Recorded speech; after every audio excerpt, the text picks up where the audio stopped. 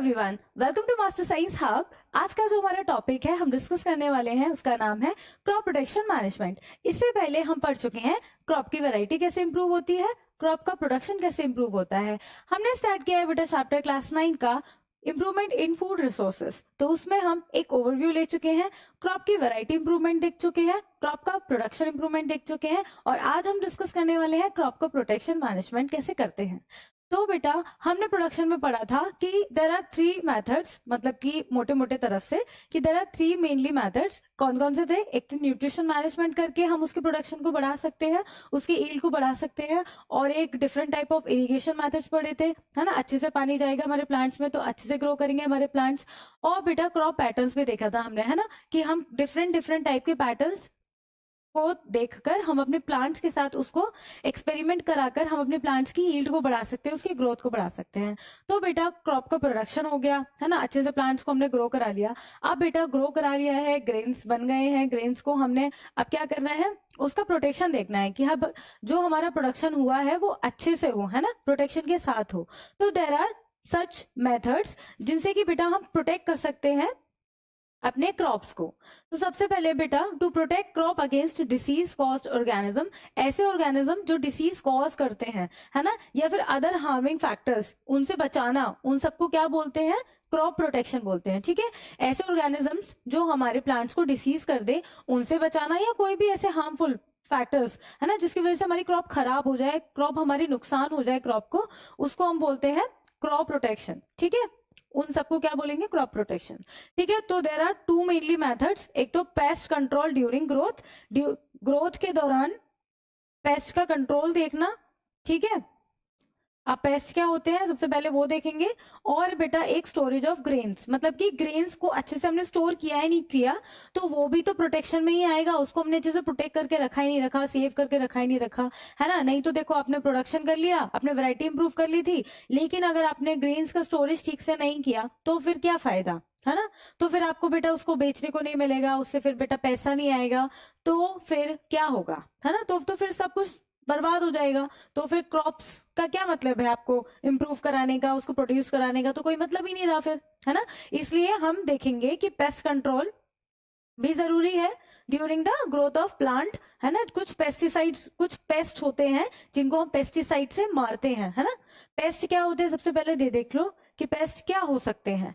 Paste is any destructive organism, मतलब कि organism के बारे में बात हो रही है। ठीक है, paste is any destructive organism which can destroy और हार्म क्रॉप्स और प्रोडक्ट्स ऑब्टेन फ्रॉम देम, मतलब कि प्रोडक्ट्स ऑब्टेन फ्रॉम देम मतलब कि ग्रेन्स की बात हो रही है ना, सीड्स की बात हो रही है, बीज की बात हो रही है, उनको बेटा हार्म कर दे, उनको नुकसान पहुंचाए या फिर हमारे क्रॉप को नुकसान पहुंचाए, ऐसे ऑर्गेनिज्म, ऐसे डिस्ट्रक्टिव ऑर्गेनिजम्स, उनको हम बोलते हैं, क्या बोलते हैं? पेस्ट बोलते हैं। ठीक है, जैसे कि पहला है वीड्स, है ना। वीड्स जैसे कि बेटा अनवांटेड प्लांट, हमने उनको ग्रो नहीं किया है, हमने अपनी क्रॉप को ग्रो किया था, बट बेटा कुछ अनवांटेड प्लांट्स उसके साथ ग्रो कर गया, है ना, कुछ उग गए वो अपने आप से, और फिर वो हमारे जो क्रॉप के लिए हम जो न्यूट्रिशन दे रहे थे उसका न्यूट्रिशन खुद खा रहे हैं वो, है ना। जैसे कि ऐसे देख लो कि हमने आपके लिए मैगी बनाई थी, है ना, आपकी मम्मी ने, बट आपकी फ्रेंड आ गई और आपकी फ्रेंड उसके साथ खाने लगी आपकी मैगी, तो मतलब कि बेटा वो अनवांटेड क्या हो गई उस टाइम पे? अनवांटेड वीड्स हो गए, है ना, अनवांटेड प्लांट हो गई। जैसे कि बेटा आपके लिए न्यूट्रिशन बनाया गया था बट आपके फ्रेंड ने खा लिया, ऐसे ही न्यूट्रिशन हमने अपनी क्रॉप के लिए बनाया था, अपनी क्रॉप को दे रहे थे, बट कुछ अनवांटेड प्लांट खुद ग्रोथ कर जा रहे हैं हमारे प्लांट्स का, हमारी जो क्रॉप है उसका न्यूट्रिशन लेके। तो अनवांटेड प्लांट्स को भी हटाना क्या होता है? जरूरी होता है, नहीं तो फिर हमारी प्लांट कैसे अच्छे से ग्रो करेगा, है ना। सेकेंड है बेटा इंसेक्ट। इंसेक्ट क्या होते हैं? कीड़े मकोड़े, है ना, कीड़े मकोड़े। Insect can harm plant in following ways, कैसे कैसे वो हार्म कर सकता है? They cut the root, stem and leaf, है ना। कुछ इंसेक्ट्स होते हैं जो रूट को कट कर देते हैं, स्टेम को कट कर देते हैं, लीफ को देखा होगा आपने बीच में, उसमें होल्स से होते हैं ना, तो वो सब इंसेक्ट खराब कर देते हैं। They suck the cells from various part of the plant, है ना, वो जो वेरियस पार्ट्स होते हैं प्लांट के, उनसे वो सेल सेप जो होता है वो खींच लेते हैं, है ना, जिसमें न्यूट्रिशन होता है जो प्लांट्स के लिए जरूरी होता है, वो खुद ही खींच ले रहे हैं, तो प्लांट्स तो हमारा क्या हो जाएगा? उसको नुकसान पहुंचेगा ना, वो हेल्दी नहीं रहेगा।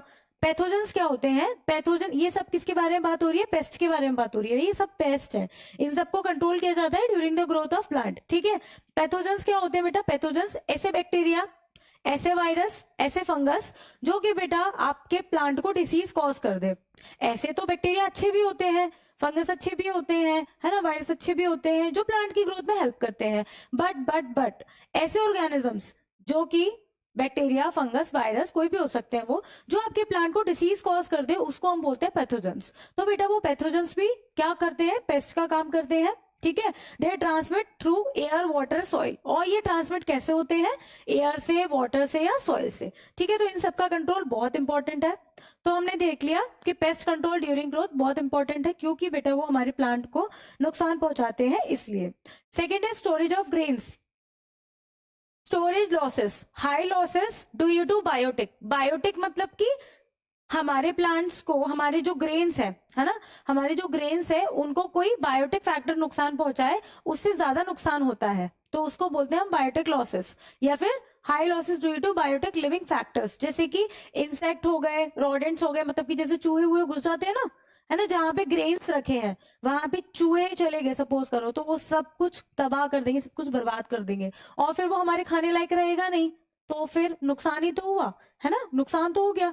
हमने बनाया था बेटा अपने लिए, बट वहां पे चूहों ने खराब कर दिया सारा ग्रेन्स, तो वो खराब हो जाएगा। ऐसे ही बेटा अगर फंगस लग गई, माइट्स लग गई, बैक्टीरिया, उसमें बैक्टीरिया लग गए, है ना, फंगस लग गई, तो बेटा वो खराब हो जाएंगे। तो कुछ बायोटिक फैक्टर्स, बायोटिक मतलब लिविंग फैक्टर्स, है ना, इंसेक्ट्स, रोडेंट्स, फंगस, ये सब लिविंग फैक्टर्स है, ये सब भी क्या करते हैं, स्टोरेज लॉसेस में, है ना, क्या करते हैं, नुकसान पहुंचाते हैं हमारे क्रॉप को। Losses also caused by abiotic, मतलब कि नॉन लिविंग फैक्टर्स भी हमारे क्रॉप्स को, हमारे प्लांट्स को नुकसान पहुंचा सकते हैं, हमारे ग्रेन्स को स्पेशली। मॉइस्चर, अनसुटेबल टेम्परेचर, जैसे कि बारिश के टाइम पे अगर बेटा ग्रेन्स रखे हुए हैं किसी कमरे में, सोचो आप, है ना, बहुत सारे रखे हुए हैं, और बेटा बारिश हो रही है, बहुत ज्यादा बारिश हो रही है, उसको अच्छा सही टेम्परेचर नहीं मिल पा रहा, ड्राई टेम्परेचर नहीं मिल पा रहा, तो क्या हो जाएगा, हमारा ग्रेन्स खराब हो जाएगा, है ना, खराब हो जाएगा। और बेटा अगर स्टोरेज पुअर हुई, है ना, स्टोर मतलब स्टोर हमने अच्छे तरीके से उसको नहीं करके रखा, तो क्या होगा, तो बेटा बहुत भारी नुकसान होगा। एक तो क्वालिटी डिटोरिएशन होगा, क्वालिटी घट जाएगी, क्वालिटी घट जाएगी तो बेटा कौन खरीदेगा, है ना, हम लोग तो नहीं खरीदेंगे, हम लोग नहीं खरीदेंगे तो मार्केट में भी नहीं बेचेगा।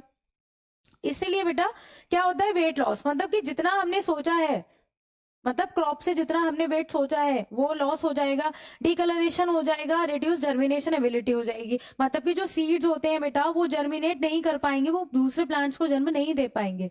ठीक है, वो जर्मिनेट नहीं कर पाएंगे। Preventive measures through cleaning of produce before storage, तो क्या क्या प्रिवेंट करना है हमें, drying of grains in sunlight followed by shade drying. ठीक है, अपने ग्रेन्स को क्या करेंगे, हम ड्राई करेंगे सनलाइट में। Fumigation to kill pest, fumigation का मतलब होता है कुछ केमिकल्स की हेल्प करके हम क्या करते हैं, पूरा धुआं धुआं कर देते हैं, वहां के सारे जो भी पेस्ट होते हैं, कीड़े मकोड़े, इंसेक्ट्स, है ना, बैक्टीरिया, सबको क्या कर देते हैं, किल कर देते हैं, मार देते हैं। तो हमारा ग्रेन जो है वो क्या होता है भाई, बच जाता है, अच्छा रहता है, वो स्टोर कर लेते हैं उसे अच्छे तरीके से ना। Importance of proper storage, importance क्यों है भाई, ensure yield round availability of seasonal foods, improve marketability bye maintaining grain quality. भाई ग्रेन की क्वालिटी मेंटेन करेंगे तभी तो मार्केट में बेचेगा वो, है ना, तभी तो मार्केट में बिकेगा, तभी तो हम खरीदेंगे। इसलिए उसके बेटा क्या रख रखाव बहुत इंपॉर्टेंट है, स्टोरेज बहुत इंपॉर्टेंट है, समझे इस चीज को।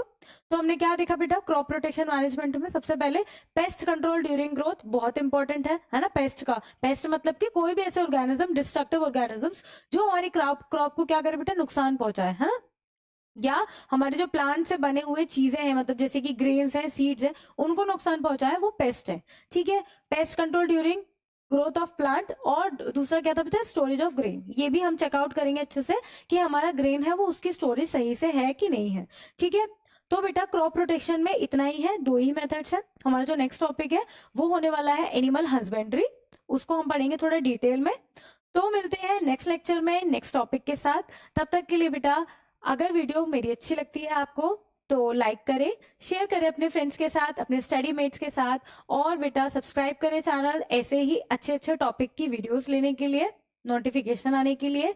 और बेटा मिलते हैं नेक्स्ट लेक्चर में नेक्स्ट टॉपिक के साथ, तब तक के लिए stay tuned, follow for more, thank you.